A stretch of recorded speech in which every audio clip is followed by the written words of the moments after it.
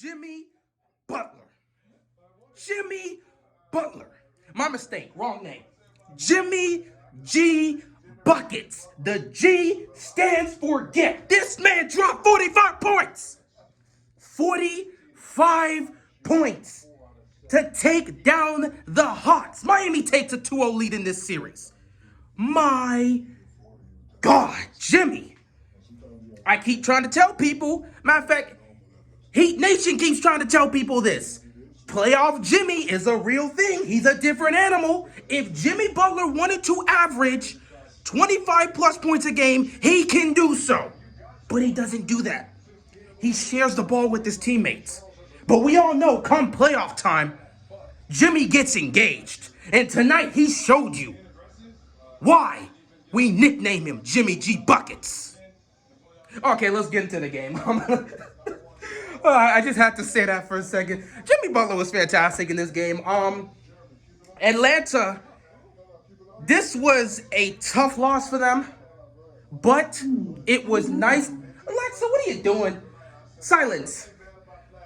Damn it, Alexa. But Atlanta came out here and put up a much better performance than game one. Clearly, they were more engaged and they were ready. Hawks fans said it was due to a lack of rest in game one.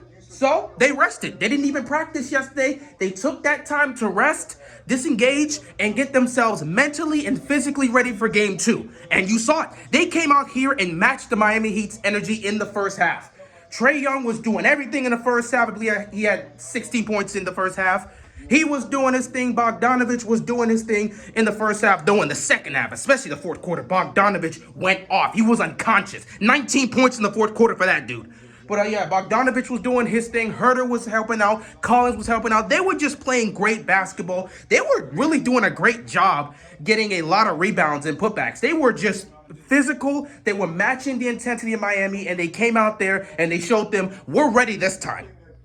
That first half was as competitive as you would want it to. As for Miami, Jimmy Butler from the get-go was just showing up and doing what he needed to do.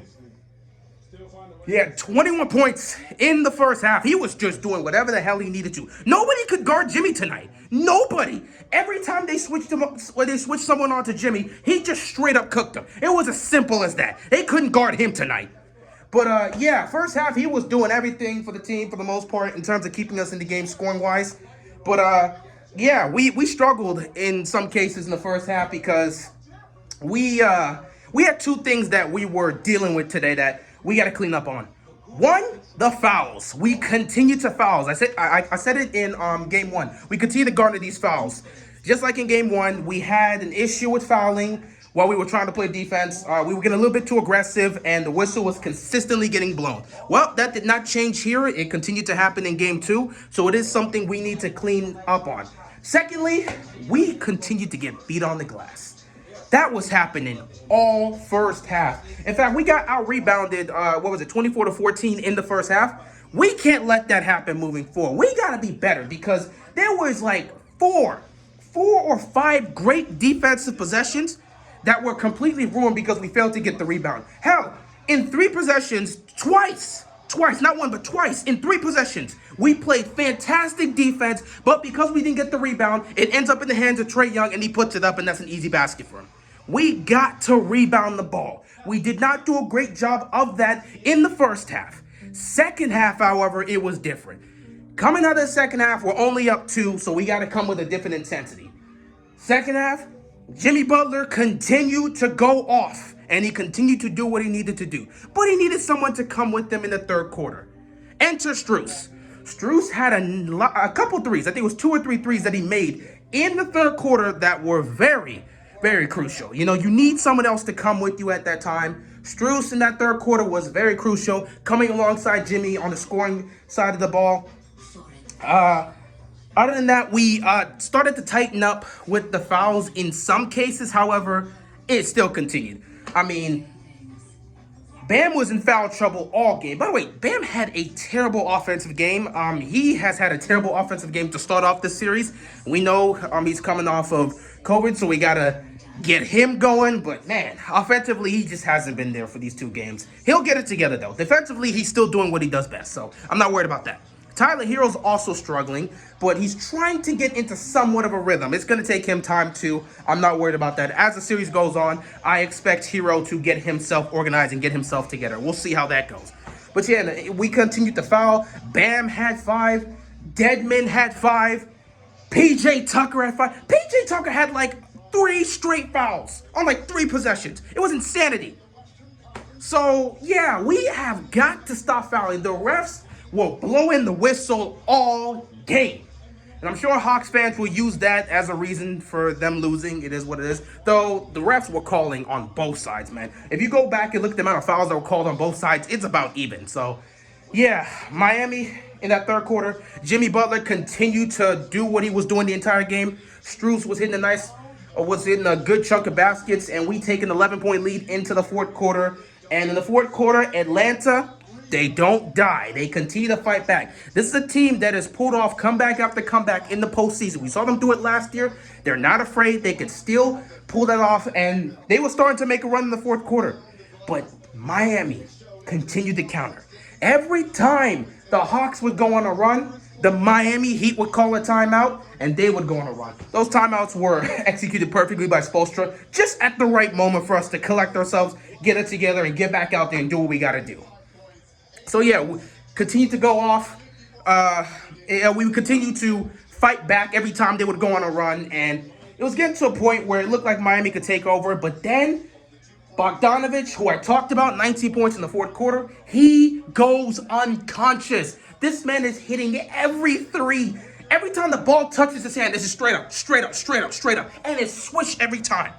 Homeboy was on fire. He couldn't miss. He was unconscious. And because of his play in the fourth quarter, they came alive and they made a comeback. All of a sudden, down the wire, the game's getting close. Trae Young's not being much of a factor here in this point in terms of scoring, but he's assisting the ball well. Trae Young today actually had a very bad night in terms of passing the ball because he had 10 turnovers. That's not good. He turned the ball over a lot tonight. They're going to have to clean that up. You can't have that many turnovers by your point guard. But, yeah, Bogdanovich went unconscious and brought this game close. But at the end of the day, when you needed the most, once again, the player of the game, the guy that came out here from second one, not even minute one, from second one, and just took over the game, Jimmy Butler closed this game and just did what he does best. Come up clutch when you need him to. At the end of the day, he balled out. 45 points for him, doing what he needs to do. Fantastic job by him. Miami takes a 2-0 lead, and now Atlanta knows that it's do or die in Game 3. At the end of the day, if you're the Hawks, it's unfortunate, but there's no reason to panic.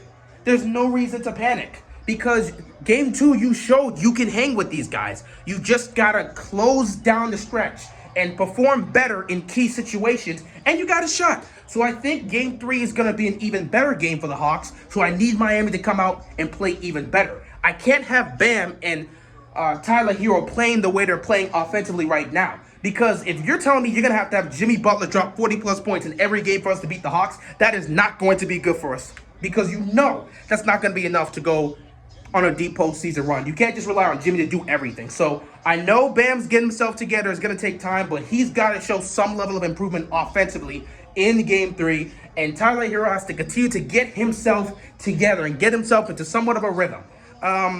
Duncan Robinson wasn't really utilized in this game. It wasn't like he just played bad. They just really didn't. He didn't get a lot of looks, so he didn't really do much in this game, which is fine. Like I said, with Miami, it's always something different. You never know who's going to go off. Game 1, you saw Duncan Robinson go off. Game 2 was all Jimmy. So Game 3 could be the Tyler Hero game. Game 4 could be the Bam Adebayo game. You don't know. Every time somebody goes off on this team, and it is what it is.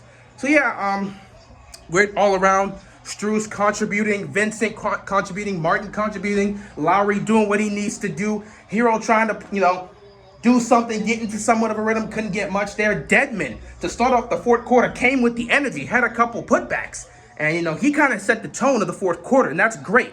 So we just continue to improve things that we did wrong. The rebounding in the first half and the foul trouble that we were dealing with all game. We got to clean up on those two elements and get ready for Game 3 in Atlanta, because that's going to be even more difficult.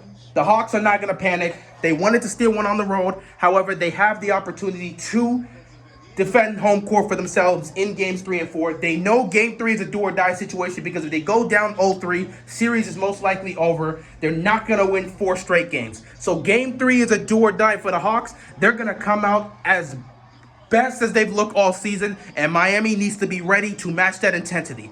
So we'll see what happens there. With that being said, great performance by the Miami Heat. A mind-blowing, I can't even put it to words. Oh my God.